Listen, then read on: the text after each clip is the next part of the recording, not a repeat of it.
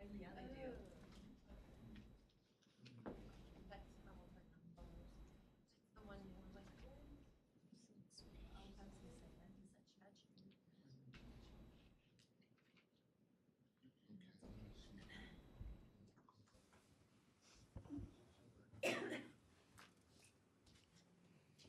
Jeff, did you want to come up and use the gavel?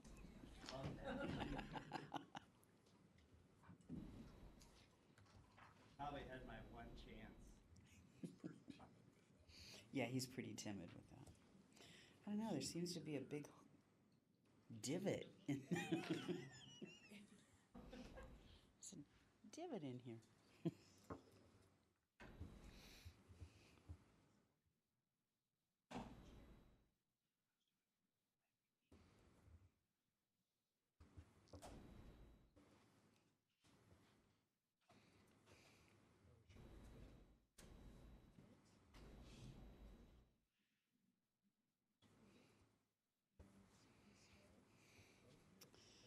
All right.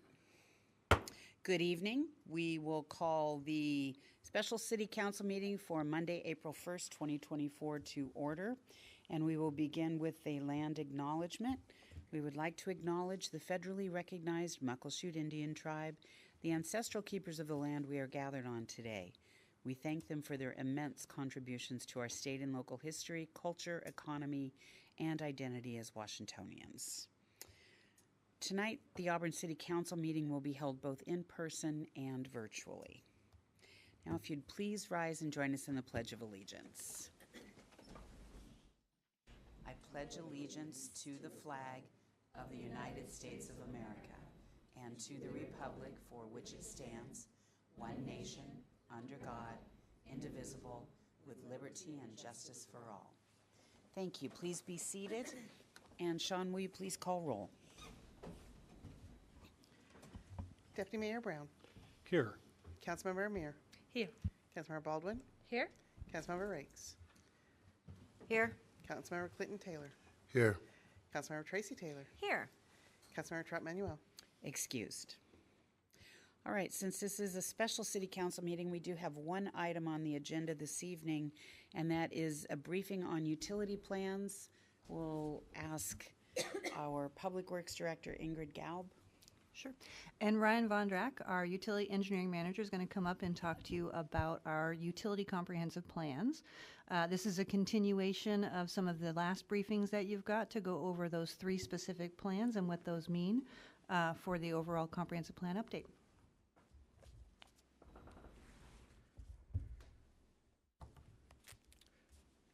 All right, good evening, Council. For the record, I am Ryan Bontrack, Utilities Engineering Manager, and as Ingrid mentioned, we are here tonight to share with you an update on the 2024 comprehensive plans for the sanitary sewer, storm drainage, and water utilities.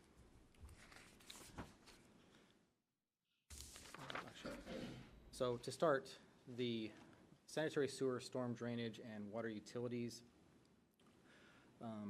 their comprehensive plans are a component of the utilities element, which is embedded within the collective elements that make up the city comprehensive plan.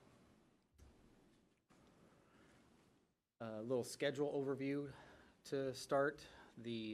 Back on April 10th of last year, as part of the general overview discussion of the city comprehensive planning process, we provided council with a broad update look at the utilities element and what each of the 3 utility comprehensive plans would entail.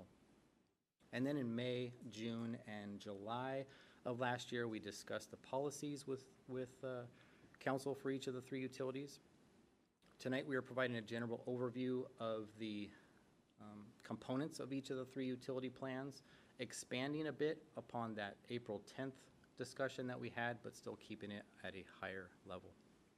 And we have a lot to get to tonight, so I will try to be quick in the number of slides that we have. Yep. Move the microphone just a little closer. Just to a you. little bit? Yeah. Is that good? Thank you. Yes. All right, sweet. All right, and then in August, September, and October later this year, we are scheduled to come back with 3 discussions on the utility plans again. but more detailed discussions that time before we close out the entire comprehensive planning process with adopted plans in December. All right, starting with sewer. We have approximately 210 miles of sewer lines in our city. 205 of those are gravity mains, 5 of them are force mains. We have 12,700 service connections and 17 pump stations. A few key elements associated with the sanitary sewer plan are that we are creating 6 and 20-year planning periods, and that the plan requires approval from both King County as well as the Department of Ecology.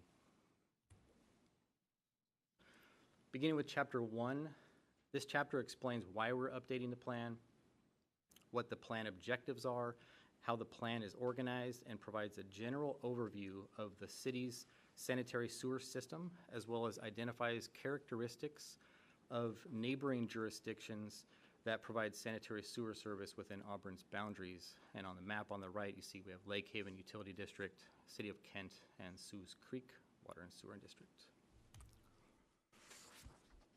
Chapter 2 are the system policies. These are the same policies that we discussed in detail with council back in May of 2023.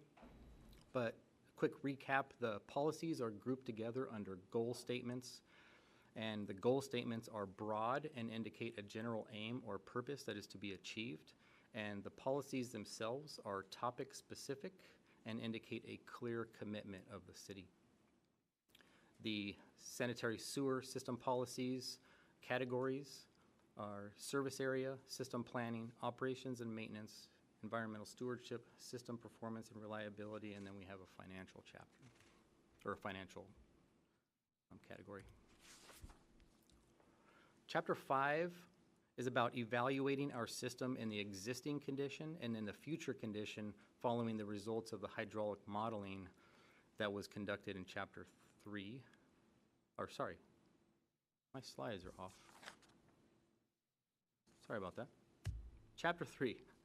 We get into the basis of planning and conducting hydraulic modeling of the existing and future conditions based on population projections and land use designations. Chapter 4 describes our existing system. We have 5 sewer basins in our city, which are shown on the right, and as depicted on the graph on the left, the sewage from these basins collect into the King County system, which flows north to the King County Regional Treatment Plant in Renton. Chapter 4 also begins a discussion on infiltration, on minimizing infiltration and inflow, or I&I for short.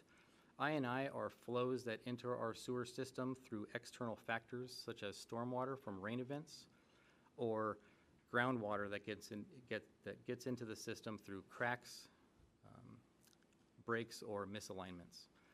And then we do accept industrial waste discharges as a permitted activity in the City of Auburn sewer system. However, that is managed by King County, but our staff help identify potential dischargers through business license reviews. All right. Chapter 5 is about evaluating our system in the existing condition and in the future condition following the results of that hydraulic modeling that is described in Chapter 3, identifying where future growth may be straining our system or where capacity improvements need to be considered. This chapter also identifies where infiltration and inflow may be impacting the system, including infiltration and inflow impacts from more severe rain events due to climate change. Chapter 6 describes our maintenance and operations and how they're organized and the responsibilities they have in operating and maintaining the sewer system. This chapter also describes the Fats, Oils, and Grease program, or FOG for short. Our FOG program monitors and inspects over 200 food service establishments, making sure they have proper FOG control program in place. This chapter also identifies maintenance program for maintaining the sewer system, such as how often we inspect and conduct maintenance activities associated with our infrastructure. And in Chapter 7, we get into the capital improvement needs that are identified during that 6 and 20-year planning period that we mentioned. The identified projects include high-level costs, and those costs are fed into Chapter 8, the financial chapter. The financial chapter includes the funding plan for the identified capital improvements, but also the cost for the city to maintain the service, which feed into the rates that are established. So that is the end of the overview for sewer. Before I get into the storm comprehensive plan, are there any questions? Council, any questions for the first part of the presentation? No? All right.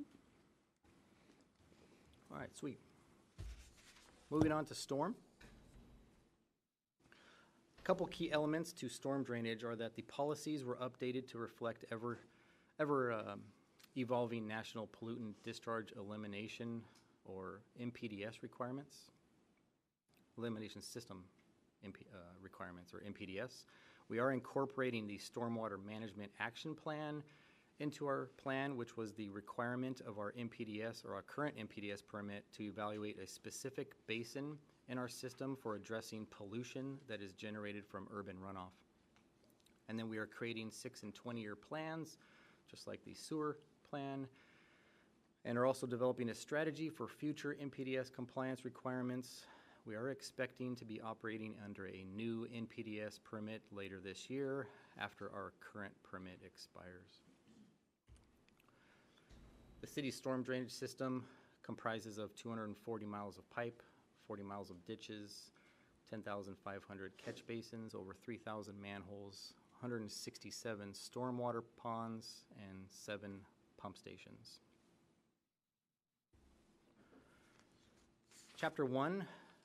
This chapter explains why we are updating the plan, what the plan objectives are, and how the plan is organized. Chapter 2 describes how the storm utility fits within the Public Works Department and describes how the utility is funded, as well as details the regulations and standards for which the utility is operated for both design and construction. Shown on the right is our current NPDS municipal stormwater permit by the Washington State Department of Ecology, which is what our storm utility is regulated under. Chapter 3 are the system policies. These are the same policies that we discussed in detail with council back in June of 2023. The policies for the storm drainage fall under the system planning, operations and maintenance, fiscal responsibility, and environmental and regional coordination categories. Chapter 4. This chapter provides an overview of the city's drainage system, including both the natural and constructed elements, and identifies existing drainage problems that are within our system. The chapter also describes existing water quality and regulatory conditions that affect surface water quality in the city, and describes processes required to maintain compliance with the city's NPDS permit. Chapter 5, this chapter evaluates the storm drainage utility's performance against the level of service goals and our methodologies used for identifying problem areas. And then we also begin developing our capital improvements that are needed to address those problem areas. Chapter 6 is our maintenance and operations chapter, and describes how the maintenance and operations is organized and responsibilities that they have in operating and maintaining our stormwater system. This chapter also details the maintenance program for maintaining the storm system, such as how often we conduct certain maintenance and inspection activities. And then chapter 7, this is our list of identified capital improvements that we have identified during that 6 and 20-year planning period, and the high-level costs that are associated with each. Chapter 8 prioritizes those capital improvements and develops a work plan for completing those improvements, including a work plan for evaluating the potential negative consequences of system failures due to more severe rain events as a result of climate change. And then Chapter 9 is our financial chapter. This chapter includes the funding plan for identified capital improvements, but also the cost for the city to maintain the service, which feeds into the rates that are established. So that is the storm drainage comprehensive plan. Before I move on to our last utility, water, are there any questions? Council questions? Councilmember Baldwin? Thank you, Mayor. I think it's in Chapter 8 you mentioned severity events, and I think Yep. I brought this up maybe at one of the other sessions we've had around the topic as to whether or not there's any new sort of guidance coming down either national or state level as far as what type of capacity expectations we have as there are more severe weather events that are being experienced. Yeah, that is still being evaluated. I do know that King County is coming up with a kind of hypothetical stormwater event that we could use for future modeling. We don't have that yet, but I was told that that is in the works. As far as that is concerned, that is, to be honest with you, discussion throughout each of our utilities that we're seeing all the time and how we're affecting that. And I have the same type of conversation in our water system plan that's coming up. But directly, are we handed down anything? No, we are going to be operating under a new NPDES permit in August when that comes out. And a lot of the information that is in there is not directly related to climate change, but we are evaluating it, and I'll actually have more information on that specifically when we come back later on this year in August, September, and October. I'll have some more information to present at that time. So that's where I'm enjoy at the the wait, I think. yeah. Yeah, I think that's just one of those areas where when we look at what we have, existing as far as our infrastructure, I know that a lot of work has been done to make sure that we have good drainage throughout the city and, a lot of improvements. And I think that's just one area where, from a planning perspective, you're going to run into any considerable number of unknowns, right? And so that's where I was wondering if there were other agencies that had been crunching some numbers around the types of swings that they're seeing as far as, amounts of dropped rainfall, that type of thing. And then the other, sorry, I had one more. Does anyone else have council members have a question? Thank you. The other item that you had noted was, I think in both the sewer and storm, a section that would identify any identification of problems. And so I think everybody knows the things that may be existing. Was there anything that had surfaced as net new, or will that be in the future presentations as well? When we evaluate more that severe event, that's more to come. The same thing with sewer. We have not modeled that severe event yet. Nothing really significant has come out of the analysis that we didn't already know, to be honest with you. We're on top of it. We have modeling consultants that we are in contact with all the time, and then we develop projects that specifically are trying to address those needs. So nothing new at the moment, but we haven't modeled those severe events as of yet. So more to come on that. TBD. All right. Thank you so much. Yeah. All right. Our water utility. We have 4 service areas in the city of Auburn: the Academy service area, Lakeland Hills, Lee Hill, and the Valley. We source our water from 6 active wells and 2 springs, and we also have 2 interties with Tacoma that we can use when needed. We have over 300 miles of pipes, of water mains, over 15,000 service connections, 8 pump stations, 8 reservoirs. We do operate 1 satellite water system, and we supply uninterrupted wholesale water to the city of Algona, and we produce roughly 2.5 billion gallons of water each and every year. A few key elements that are coming out of the water system plan is that we are following the Department of Health guidebook for how the system plan is prepared. And unlike the sewer and storm drainage utilities, we are creating 10 and 20-year planning periods. That's a requirement of Department of Health. Our water comprehensive plan requires approvals from King and Pierce counties, as well as the Department of Health. Chapter 1 Chapter 1 describes how the plan is organized, who owns and operates our system, and gives a history of our system. The picture on the right is an old hand-drawn map book of our water system on East Main Street, circa 1929.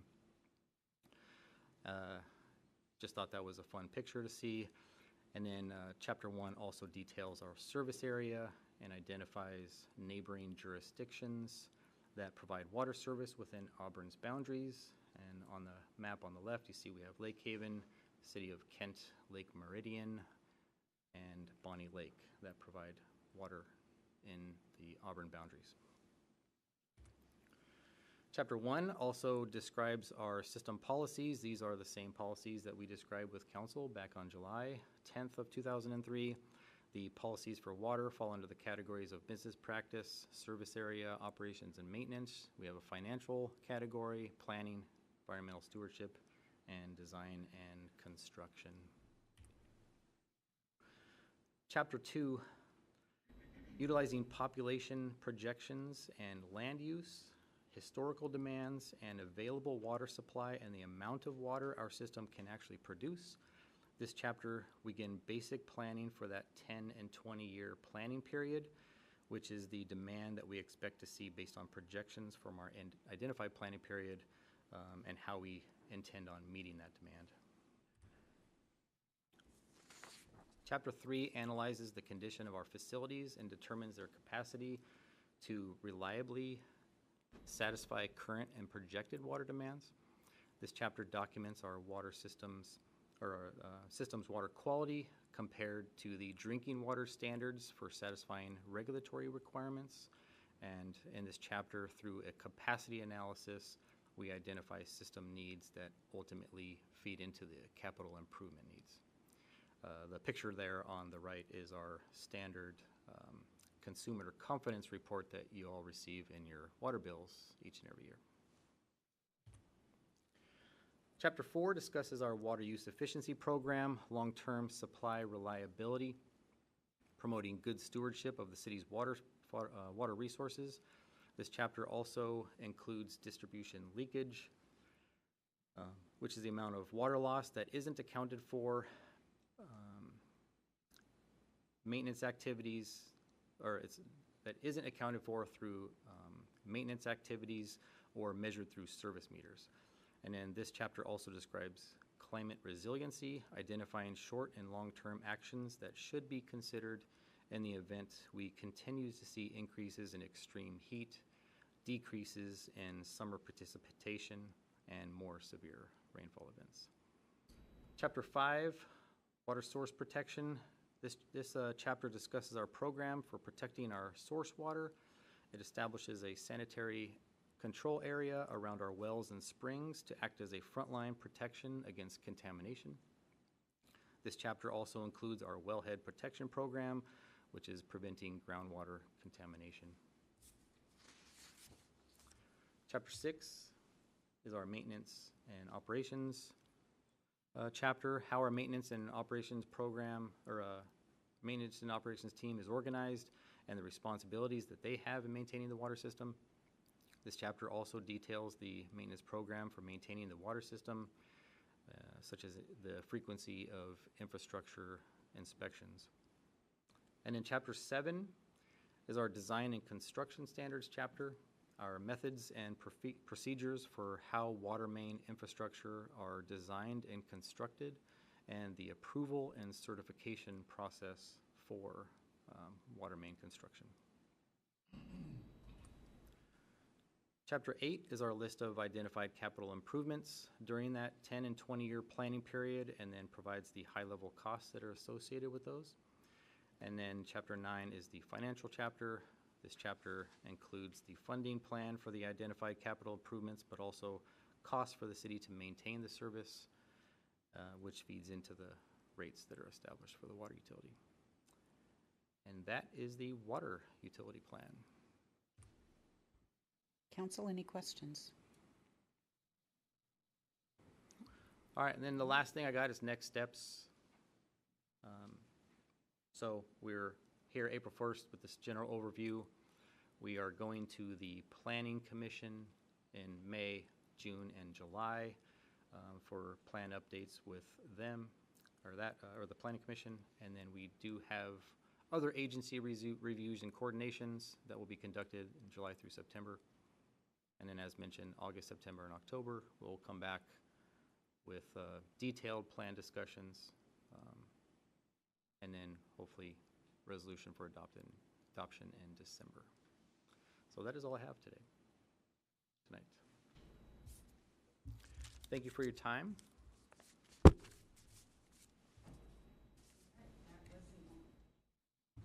That was the only item on our special meeting agenda this evening. We are adjourned, and the regular council meeting will begin at 7 p.m.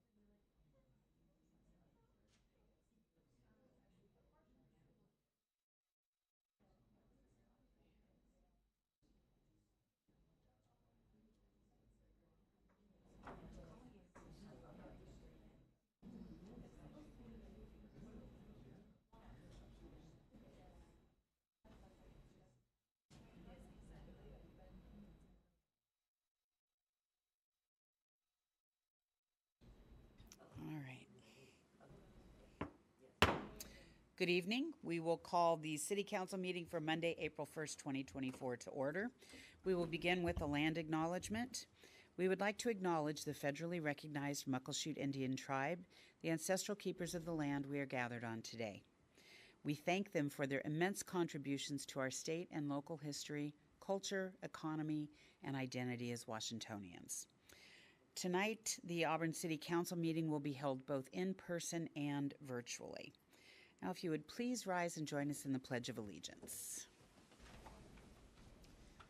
I pledge allegiance to the flag of the United States of America and to the republic for which it stands, one nation, under God, indivisible, with liberty and justice for all.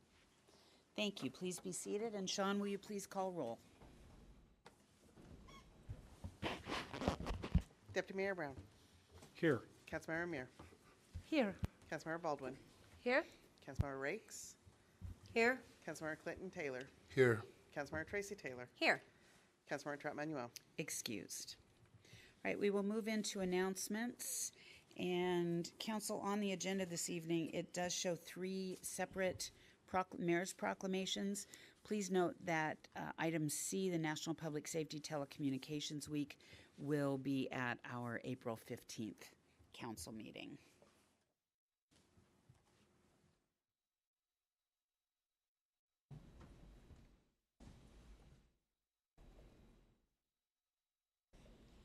And first this evening is for Sexual Assault Awareness Month, and I would ask that Raquel Rodriguez, who is a bilingual legal advocate and also resident of Auburn, to please join me up here. Raquel, thank you so much for joining us this evening. Thank you. All right, Mayor's Proclamation.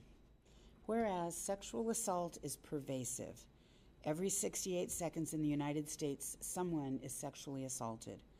And whereas Black, Indigenous, and other people of color, people living in poverty, LGBTQ plus people, seniors, people with disabilities, and others who have been historically oppressed are disproportionately affected by sexual violence in significant and complex ways.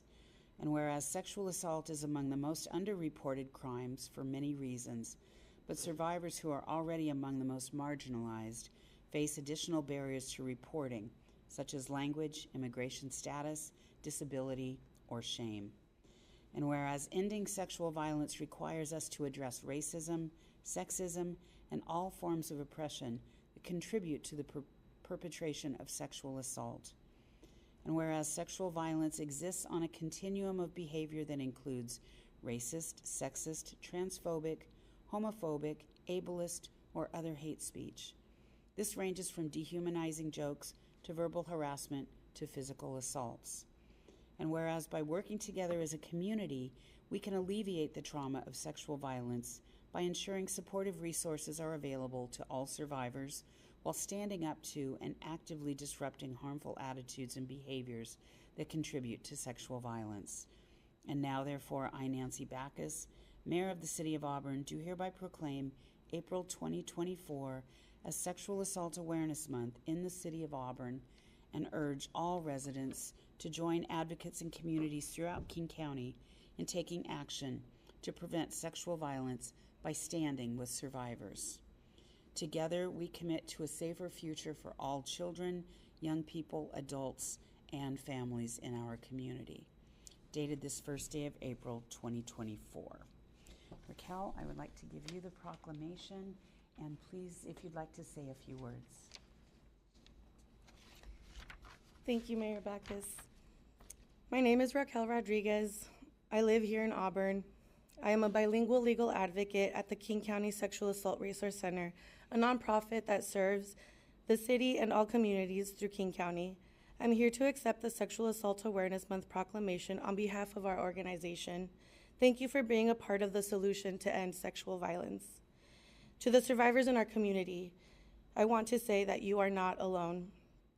Sexual assault is common. Half of women and 1/3 of men have experienced sexual assault in their lifetime. People from marginalized communities, people whose disability, race, or ethnicity, gender, or sexual identities are even at greater risk. Chances are that you know someone who has been sexually abused.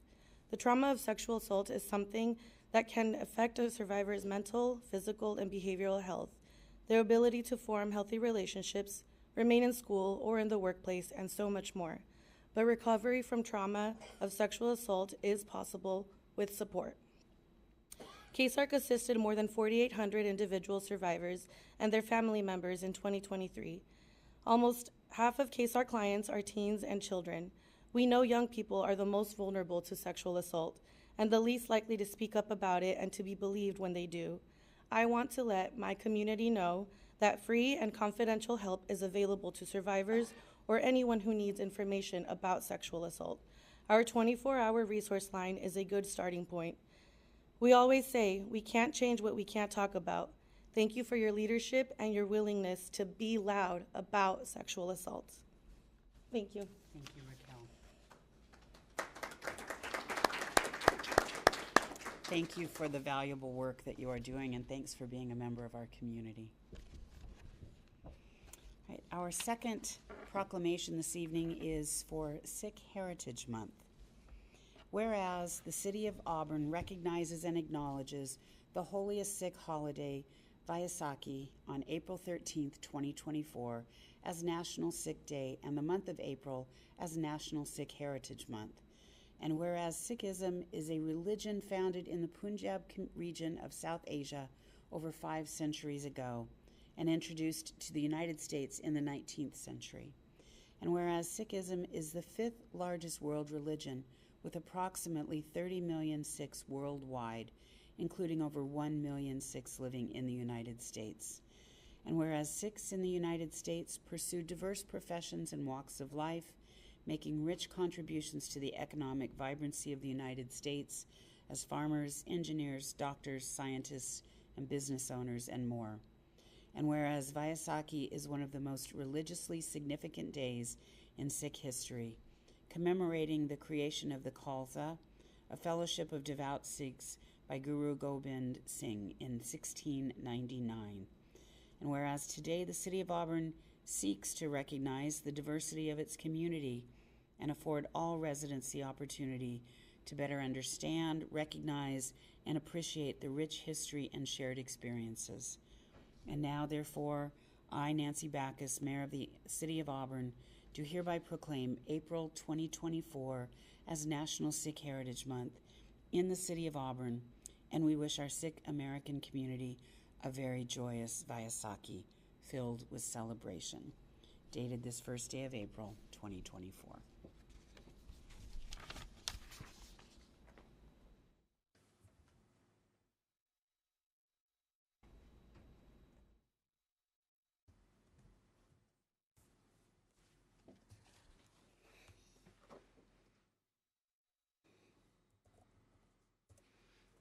All right, we will move on with the agenda. I don't believe we have any agenda modifications this evening, Sean. Only the removal of the proclamation, Mayor. Thank you. Moving to citizen input, public hearings, and correspondence, we have one public hearing this evening, and that is a public hearing for Ziply Fiber Pacific LLC franchise, agreement number FRN 23-0003. Ingrid, is there any presentation from staff? No presentation tonight. This was discussed with the council on March 25th at your study session, so we're happy to answer any questions if you have any. Thank you. Council, before we open the public hearing, do you have any questions? All right, I will open the public hearing for the franchise agreement number FRN 23-003 for Ziply Fiber Pacific LLC. Is there anyone that would like to speak on this hearing item? Please come forward, give your name and address for the record.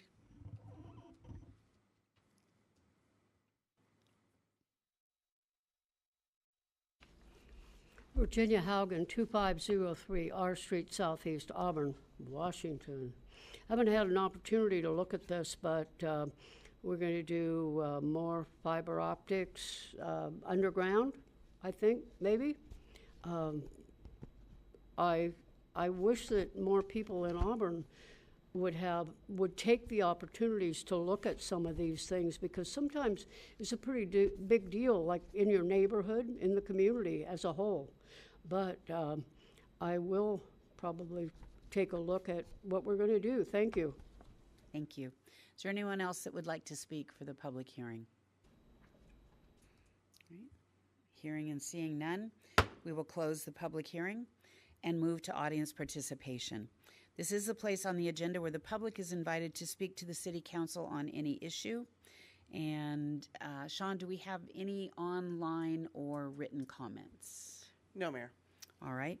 We will move to in-person public comment. Is there anyone that would like to provide public comment this evening? Please come forward, give your name and city of residence for the record, and please limit comments to 3 minutes. Okay, Linda Redmond and Auburn, Washington.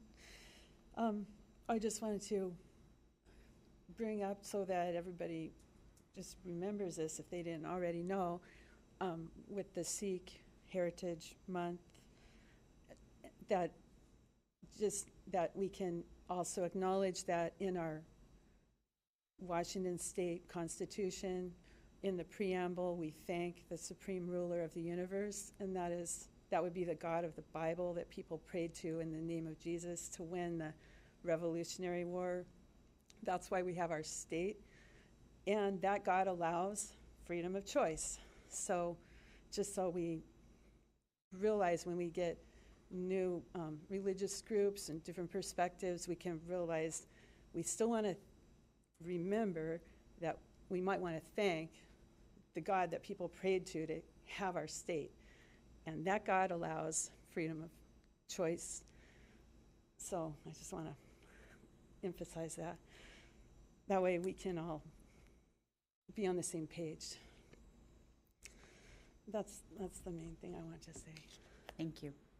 Is there anyone else that would like to speak? Final time, is there anyone else that would like to speak? Please come forward, give your name and city of residence for the record, and please limit comments to 3 minutes.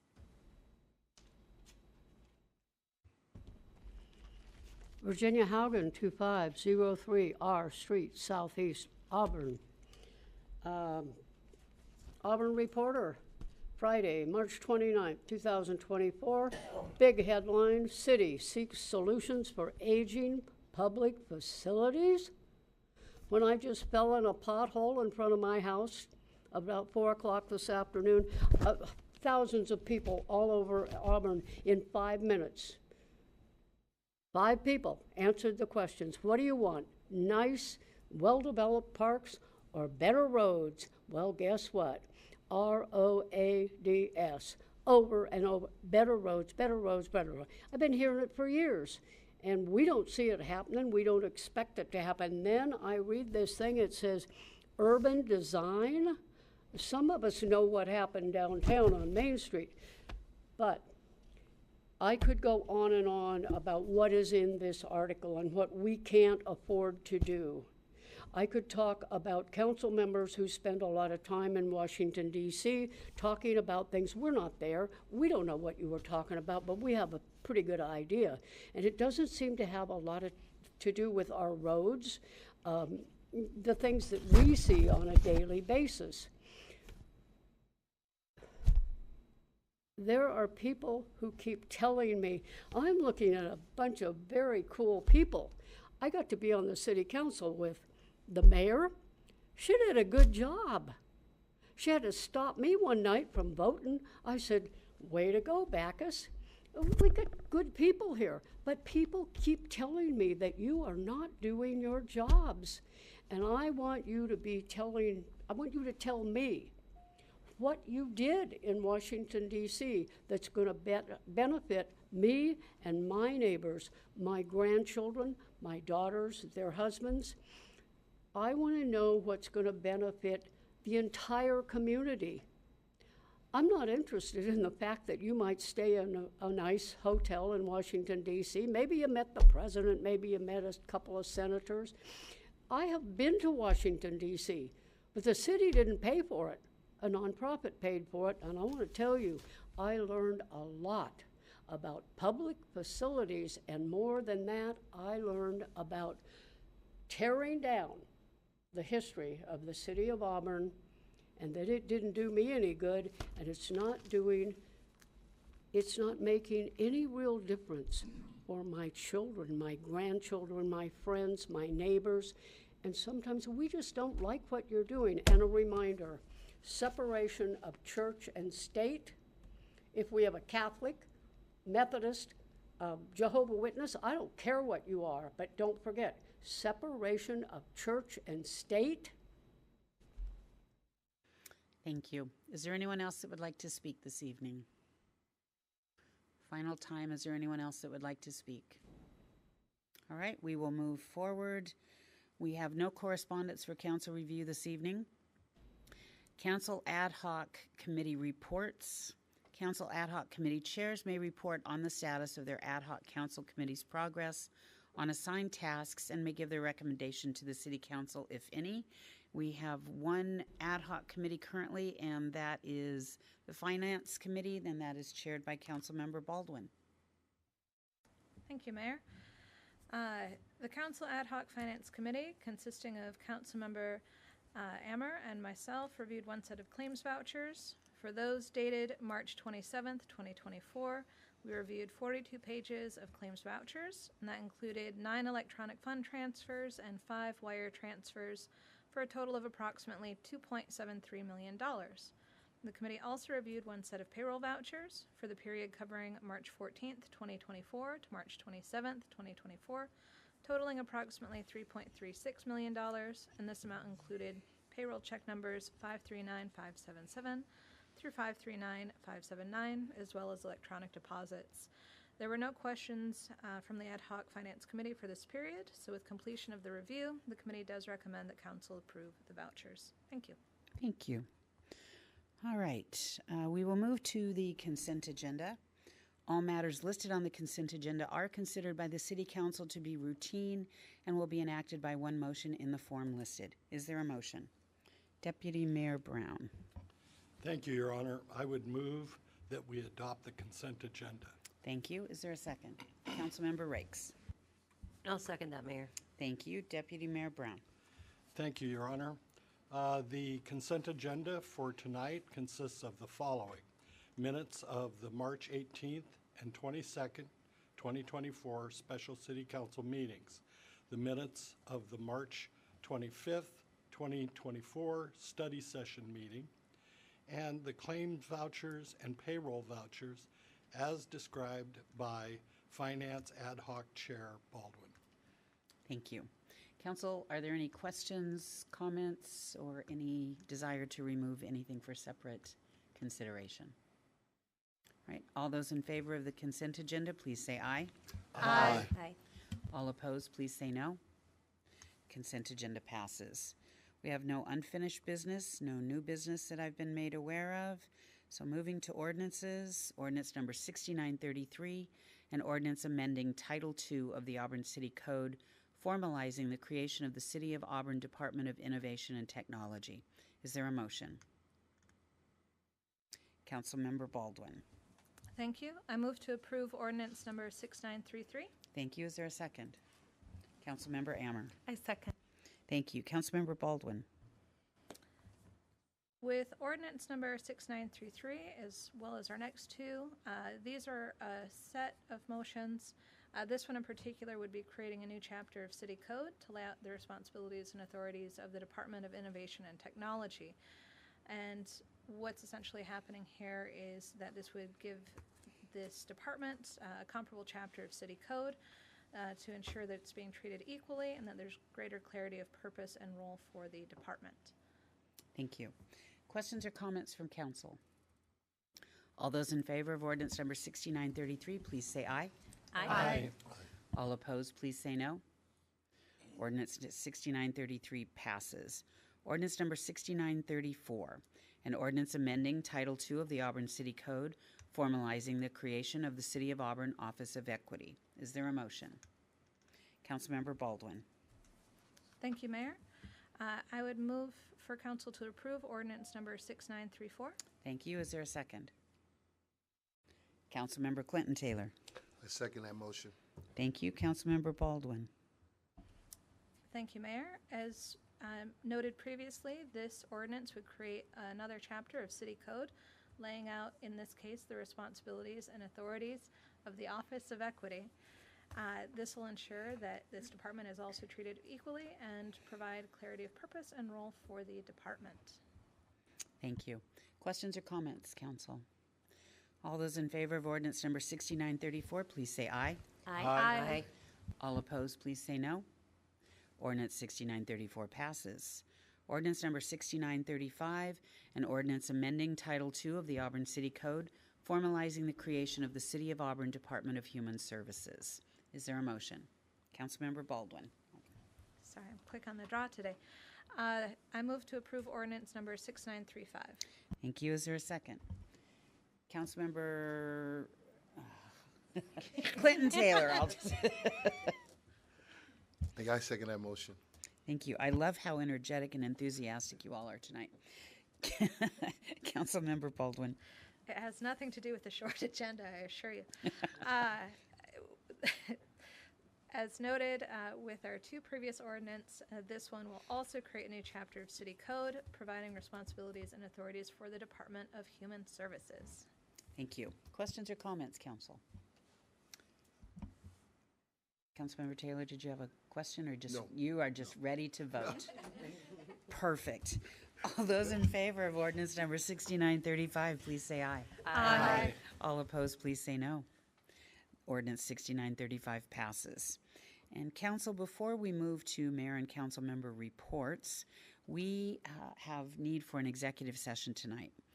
The city council will adjourn into executive session per RCW 42.30.110 sub 1 sub I sub 2I and 2I again, to discuss the legal counsel potential litigation that may be commenced against the city and the legal risks of a proposed action when public discussion of the litigation or legal risk is likely to result in an adverse legal or financial consequence to the agency. The length of time for the executive session is 15 minutes, and we will resume the meeting at 7:37. In addition to myself and the city council, Acting City Attorney Doug Ruth will be required to attend, and we will recess into executive session.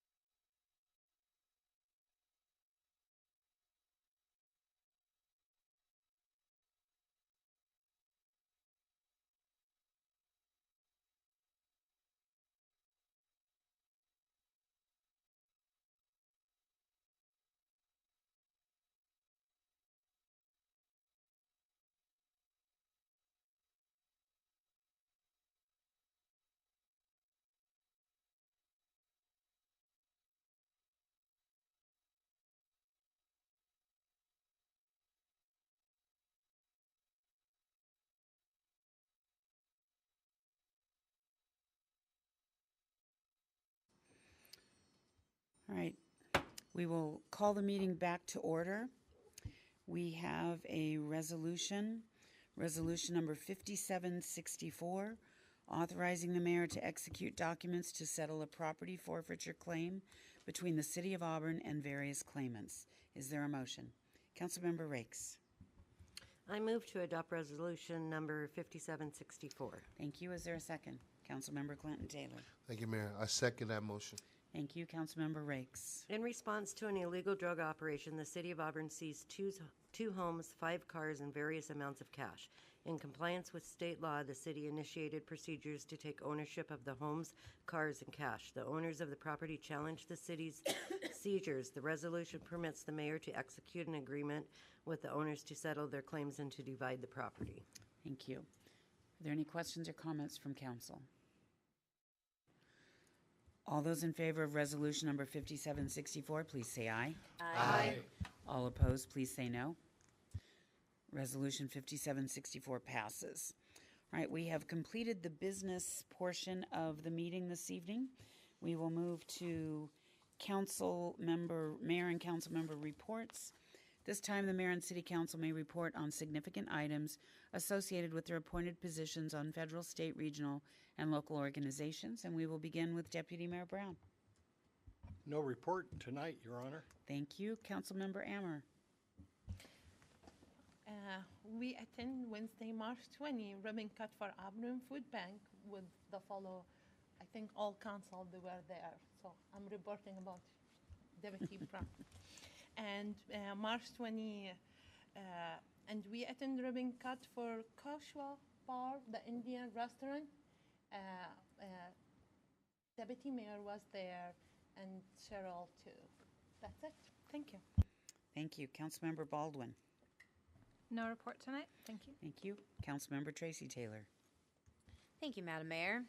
Just like our fellow council members at the Auburn Food Bank ribbon cutting, attended a meeting with the Seattle Animal Shelter Foundation as I have stepped off the executive team and moved into a development committee role, helping facilitate some stuff there. Otherwise, nothing else to report. Thank you. Councilmember Clinton Taylor. Thank you, Mayor. I too attended the ribbon cutting of the Auburn Food Bank, and along with everyone else, as well as the Good Egg Breakfast last week, and really learned a lot about our preparation for a disaster. It was really eye-opening, so yeah, I got a lot of information from that. Thank you. Councilmember Rakes. Well, I also attended the food bank ribbon cutting and the Chaska Grill and Bar ribbon cutting and the Good Eggs Breakfast. Thank you. All right. Well, I attended some of those same events. The food bank grand opening on Wednesday, March 20th was a long time in the making. About almost 20 years ago, there were goals, lofty goals, of having a one-stop shop, if you will, in the city of Auburn that would provide for social services of those in our city. And about 4 years ago, 4.5, we decided that the city would lease the vacant portion of a strip mall down on Auburn Way North, and since that time it has housed the Ray of Hope, the Sundown Overnight Shelter, the Community Court, and the Resource Center. And a large portion at the south end of that building was set aside for the Auburn Food Bank. During these last 4.5 years, Debbie Christian, who is the executive director of the food bank, along with many volunteers and many community members, have worked tirelessly to ensure that the vision that has come about over the last 20 years became a reality. And I am very proud of the work, proud of the association that the City of Auburn has with that facility, and the fact that so many more people will be able to be served in our community. And the goal someday is to be able to shut down the Auburn Food Bank, because though there are no more people in need in our community. But big kudos to everyone involved in council. Thank you all for attending and understanding the importance of that day. On Thursday the 21st, I attended at PepsiCo here off of 14th Street Southwest at PepsiCo. They had the Rolling Remembrance. I attended along with Representative Reeves and many of the Valley Regional Fire Authority as PepsiCo began a journey cross-country with all legs being driven by veterans. And it is to raise funds for children of fallen patriots, to provide for scholarships for children who have lost their parents in war to be able to finish their college educations. And very proud to be a part of that. There are 62 locations across the country, and they will be completed by Memorial Day, and again with each leg being driven by a veteran. And then that evening, attended the ribbon cutting for one of our newest establishments in Auburn at Chaska, and the food was excellent. I wish them great success as they serve this community. Wednesday the 27th, as was mentioned by a few council members, the Good Eggs Breakfast hosted by King County Council Member Pete Von Reichbauer. This month's presentation was by General Dougherty, who did give us a lot of information. You could have walked away very down after hearing about all of the potential for disaster in this community and the needs to meet those disasters. But it's always good to know what is ahead of us. That evening, I had a meeting with Mayors Ralph and Pavoni of Kent and Renton, respectively. We have decided we would get together monthly to discuss the issues that are similar in each of our communities. At this dinner, we talked about Project Be Free, which is an organization that has recently began working with our police department in the city of Auburn related to domestic violence situations. And Kent and Renton have had that relationship for at least a year or two, and they were singing the praises and talking about how invaluable their services are. So while I wish we didn't need their services here in Auburn, I look forward to the great work that they will be able to do with the Auburn Police Department. We also spoke about property crimes in South King County, as well as carjackings, auto theft, other crimes, homelessness, and while some people in our community may think our community is the only one that faces those issues, I can assure you that we are not. We are very similar to just about every other city, but what may not be similar is the fact that we are banding together to face those issues. And I look forward to my continued work with those mayors, and we will be joined in the future by Federal Way Mayor Jim Farrell. On Friday the 29th, I had a meeting with the King County Assessor, and one of our topics was talking about senior exemptions for property taxes that are available for seniors in our community, and talk of a future event that will allow them to be informed. And then on Saturday the 30th, it was opening day for Little League. I am proud to say that along with Auburn School District Superintendent Alan Spiciotti, we threw out the first pitch. I threw the baseball, he threw the softball. This year I made it over the plate right into the catcher's mitt. Very proud of that, yes. It is hard to do, especially when you have that many people watching you. So that is it for my report, and we have no other business to come before us this evening. We are adjourned.